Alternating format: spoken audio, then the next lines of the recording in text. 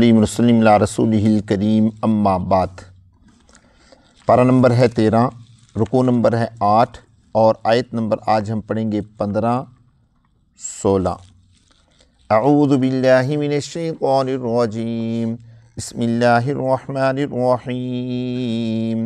وَلِلَّهِ يَسْجُدُ مَن فِي السَّمَاوَاتِ وَالْأَرْضِ طَوْعًا وَكَرْهًا وَظِلَالُهُم بِالْغُدُوِّ وَالْآصَالِ قُلْ مَن رَّبُّ السَّمَاوَاتِ وَالْأَرْضِ قُل لِّلَّهُ قُلْ أَفَاتَّخَذْتُم مِّن دُونِهِ أَوْلِيَاءَ لَا يَمْلِكُونَ لِأَنفُسِهِمْ نَفْعًا وَلَا ضَرًّا قُلْ هَلْ يَسْتَوِي الْأَعْمَىٰ وَالْبَصِيرُ أَمْ هَلْ تَسْتَوِي الظُّلُمَاتُ وَالنُّورُ أَمْ جَعَلُوا لِلَّهِ شُرَكَاءَ خَلَقُوا كَخَلْقِهِ فَتَشَابَهَ الْخَلْقُ عَلَيْهِمْ قُلِ اللَّهُ خَالِقُ كُلِّ شَيْءٍ وَهُوَ الْوَاحِدُ الْقَهَّارُ۔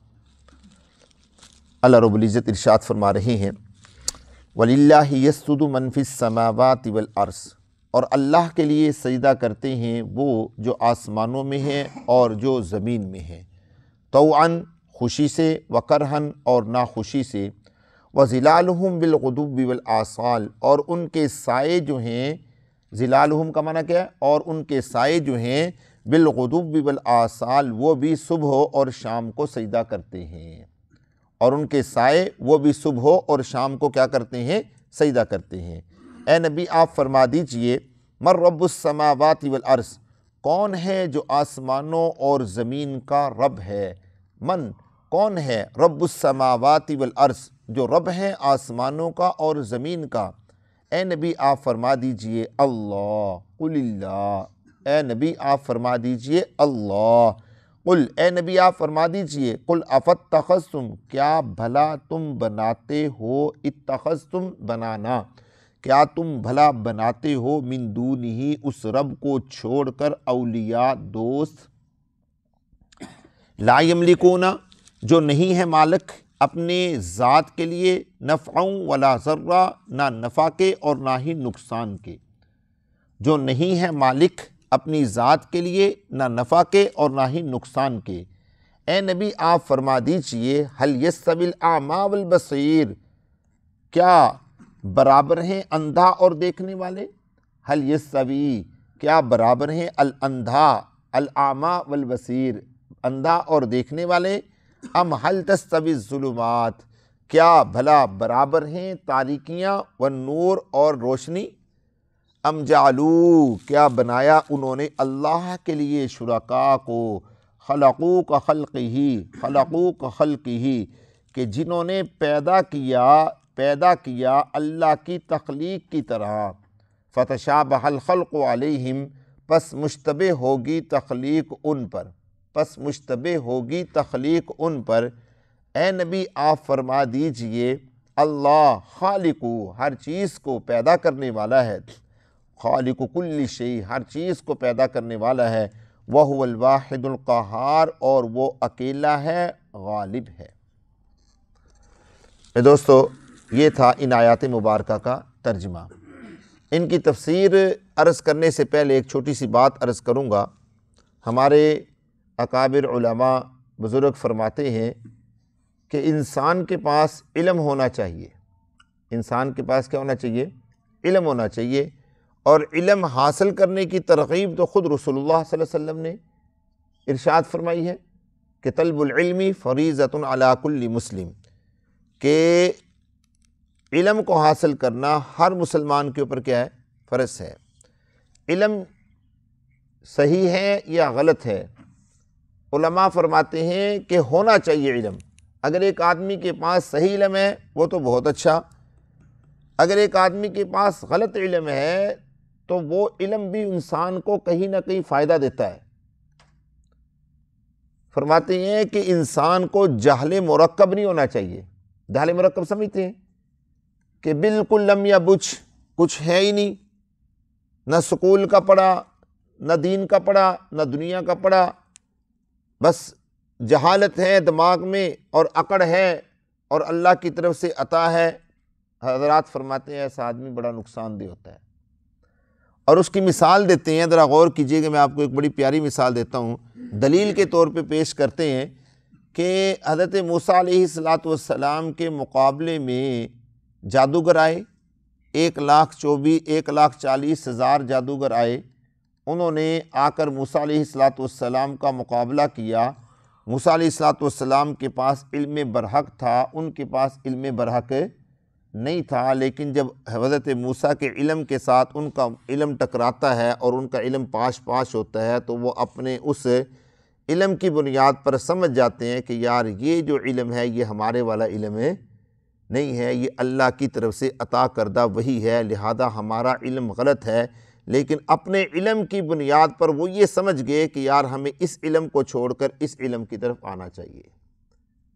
بات سمجھ آ گئی ہوگی آپ حضرات کو۔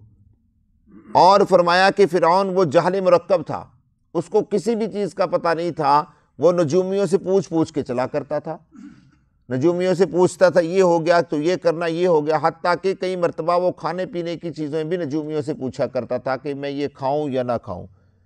اللہ تبارک و تعالیٰ نے اس کے اس جہل کی وجہ سے اس کو کیا کر دیا؟ تباہ کر دیا۔ میں یہ بات اس لیے نہیں کہہ رہا کہ میں نے کوئی بات دیکھی ہے، یہ اس آیت کی تفسیر ہے جو میں آپ کے سامنے رکھنے لگا ہوں۔ آپ حضرات اب اس کا ترجمہ دیکھیں گے تو آپ کو سمجھ میں آ جائے گی کہ اللہ تبارک و تعالیٰ نے اس آیت میں ایک جملہ بولا، قل هل يستوي الاعمى والبصير، کیا اندھا اور دیکھنے والے برابر ہو سکتے ہیں؟ ایک آدمی جہل مرکب ہے، اس کے پاس علم ہے ہی نہیں، پتہ ہی نہیں ہے اس کو دنیا کا، اس کو کہتے ہیں جہالت۔ اور ایک آدمی پڑھا لکھا سمجھدار ہے، اس کو کہتے ہیں صاحب علم۔ اللہ کے نبی اللہ قرآن پاک میں فرماتے ہیں کہ جہل مرکب اور صاحب علم آپس میں برابر نہیں ہو سکتے، جو مرضی ہو جائے۔ اب ذرا اس کا شروع سے دیکھتے ہیں ترجمہ، پھر اس آیت کے اوپر، اس ترجمے کے اوپر لا کر میں آپ کو ایک اور بات سمجھاؤں گا، انشاءاللہ آپ کو یہ دونوں آیتیں سمجھ میں آ جائیں گی۔ چلیں پہلے بات ہی سمجھا دیتا ہوں۔ اللہ تبارک و تعالیٰ نے کیا فرمایا کہ اندھا اور دیکھنے والا برابر نہیں ہو سکتے۔ اللہ نے یہ بھی فرمایا ام هل تستوی الظلمات والنور، تاریکیاں اور نور برابر نہیں ہو سکتے۔ پیچھے اللہ نے فرمایا وَلِلَّهِ يَسْجُدُ مَنْ فِي السَّمَاوَاتِ وَالْأَرْضِ طَوْعًا وَكَرْهًا، کہ ہر چیز اللہ کے سامنے جھکتی ہے، کچھ خوشی سے جھکتی ہیں، کچھ ناخوشی سے جھکتے ہیں۔ جنہیں اللہ کی معرفت کا علم ہے وہ اللہ کے سامنے خوشی سے جھک جاتے ہیں، اور جنہیں اللہ کی معرفت کا علم نہیں ہے، جہل مرکب ہیں، وہ اللہ کے سامنے جھکتے نہیں ہیں، بلکہ کیا کرتے ہیں؟ لیت و لعل کرتے ہیں۔ کیوں؟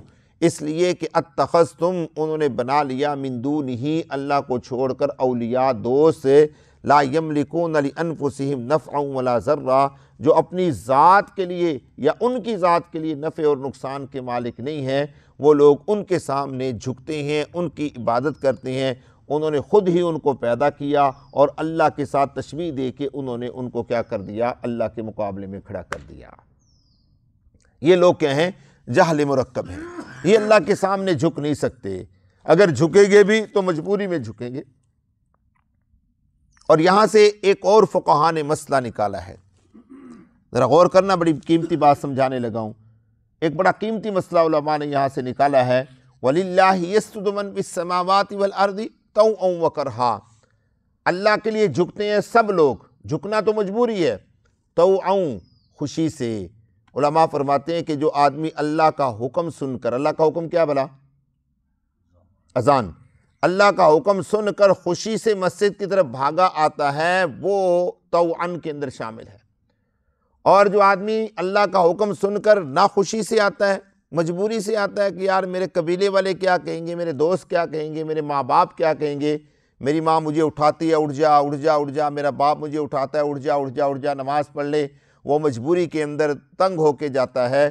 اللہ فرماتے ہیں کہ جو آدمی اللہ کا حکم سن کر فوراً مسجد کی طرف آتا ہے وہ ہے عالم، صحیح علم رکھنے والا، اور جو آدمی اللہ کا حکم سن کر کرہا کرتا ہے وہ ہے جہل مرکب، اس کی حالت وہی مشرکین جیسی ہے، جیسے وہ اللہ کے سامنے جھکنے سے کتراتے ہیں ایسے ہی یہ لوگ بھی اللہ کے سامنے جھکنے سے کتراتے ہیں۔ اور اس پر ایک اور بات آپ کو میں بتا دوں کہ قیامت والے دن جب اللہ تبارک و تعالیٰ ساری دنیا کے انسانوں کو سجدہ کرنے کے لیے کہیں گے، تمام چیزیں، تمام انسان وہ جو دنیا میں اللہ کے سامنے جھکے ہوں گے وہ قیامت والے دن اللہ کے سامنے جھک جائیں گے، اور جو لوگ اللہ کے سامنے جھکے نہیں ہوں گے بہت سارے مسلمان بھی ایسے ہیں جو ساری زندگی گزر جاتی ہے وہ اللہ کے سامنے جھکتے نہیں ہیں، وہ قیامت والے دن ایسے کھڑے رہیں گے، اور یہی فیصلہ ہوگا۔ روایات میں آتا ہے کہ جب وہ سجدے سے ایسے سر اٹھائیں گے تو ان کا اعمال نامہ ان کے دائیں ہاتھ میں پہلے سے موجود ہوگا۔ اب میرے دوستو فیصلہ یہ بات لوگوں تک پہنچائیں، لوگوں کو بتائیں کہ جس نے دنیا میں سجدہ کیا اس نے قیامت میں اللہ کو سجدہ کیا، اور جس نے قیامت میں اللہ کو سجدہ کیا اس نے اعمال نامہ دائیں ہاتھ میں لیا، اور جس نے دنیا میں اللہ کو سجدہ نہیں کیا اس نے قیامت میں اللہ کو سجدہ نہیں کیا، جس نے قیامت میں سجدہ نہیں کیا اس نے اعمال نامہ بائیں ہاتھ میں لیا۔ خود بخود سمجھ میں آ جائے گی، ترتیب میں نے آپ کو بتلا دی ہے۔ دیکھیے ذرا آپ ترجمہ، اللہ تبارک و تعالیٰ ارشاد کیا فرما رہے ہیں، وَلِلَّهِ يَسْجُدُ، اور اللہ کے لیے سجدہ کرتے ہیں وہ جو آسمانوں میں ہیں، من فی السماوات، جو آسمانوں میں ہے، والارض، اور زمین میں ہے، طوعاً خوشی سے، وکرہا، اور نہ خوشی سے، وظلالہم، اور ان کے سائے بھی سجدہ کرتے ہیں صبح اور شام کو۔ اس سے مراد کیا بھلا؟ درخت جب صبح ہوتی ہے سایہ اس طرف کو لمبا ہوتا ہے، اس طرف کو لمبا ہوتا ہے، وہ سجدہ کر رہا ہوتا ہے۔ جب شام ہوتی ہے سایہ اس طرف کو لمبا ہوتا ہے، وہ کیا کر رہا ہوتا ہے؟ سجدہ کر رہا ہوتا ہے۔ اے نبی آپ فرما دیجئے، من رب السماوات والارض، کون ہے جو رب ہیں آسمانوں کا اور زمین کا؟ اے نبی آپ فرما دیجئے اللہ۔ اے نبی آپ فرما دیجئے، اتخذتم، کیا تم بناتے ہو، من دونہ، اللہ کو چھوڑ کر، اولیاء، دوست، لا یملکون لانفسہم، وہ نہیں ہے مالک اپنی ذات کے لیے نفع کے اور نہ نقصان کے۔ اے نبی آپ فرما دیجئے، هل یستوی الاعمی والبصیر، کیا اندھا اور دیکھنے والے برابر ہو سکتے ہیں؟ ام هل تستوی الظلمات والنور، کیا بھلا برابر ہو سکتی ہیں تاریکیاں اور نور؟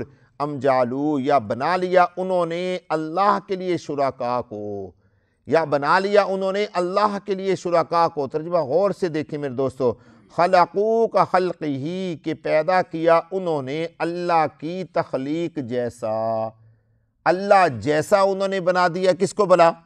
بتوں کو۔ فتشابہ الخلق علیہم، سو مشتبہ ہوگی ان پر تخلیق، علیہم ان پر کیا؟ الخلق تخلیق، اب مشتبہ ہوگی، کیا کریں بھی؟ کس کو کیسا بنائیں؟ اللہ پتہ ہی نہیں ہے ان کو اللہ کیسا بنانا ہے۔ سمجھی بات کی؟ آگے اللہ فرماتے ہیں، اے نبی آپ فرما دیجئے، اللہ خالق کل شیء، سبحان اللہ، اللہ پیدا کرنے والے ہیں ہر چیز کو، وَهُوَ الْوَاحِدُ الْقَهَّارُ، اور وہ پیدا کرنے میں اکیلا ہے، القہار اور غالب ہے، اس کو کسی کی ضرورت نہیں ہے۔ اللہ مجھے اور آپ کو فہم نصیب فرمائے۔